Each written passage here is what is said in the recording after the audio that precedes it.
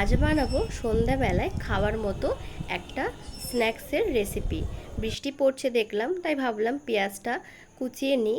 কী রান্না করব নিশ্চয়ই আপনারা বুঝতে পারছেন। হ্যাঁ, আজকে বানাবো পেঁয়াজি। তা পেঁয়াজি বানাতে গেলে কিন্তু আমাদের সবারই ঘরে এই উপকরণগুলো থাকেই।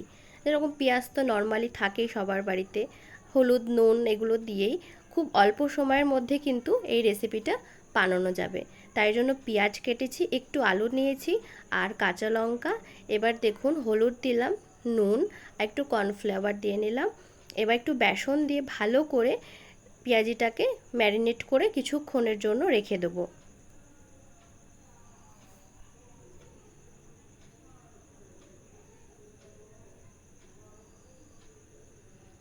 দেখুন আমার ম্যারিনেটটা প্রায় হয়েই গেছে। 5 মিনিট রেখে দিয়েছিলাম, 5 মিনিট পর আপনাদের দেখাচ্ছি। এবার তেলটাকে গরম হতে দিয়েছি কড়াইতে। এবার একে একে আমি পেঁয়াজিগুলোকে এরকম করে ভেজে নেব।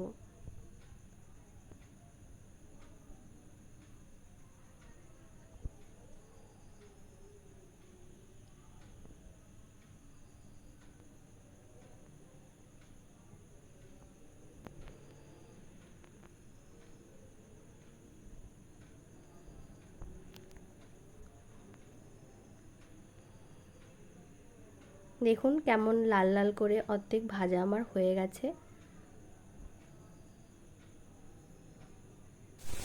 নিয়ে গরম গরম সার্ভ করে খেয়ে দেখবেন কেমন হয়েছে, অবশ্যই জানাবেন। আর হ্যাঁ, আমার চ্যানেলটিকে সাবস্ক্রাইব করবেন আর প্রচুর লাইক করবেন, শেয়ার করবেন। Thank you.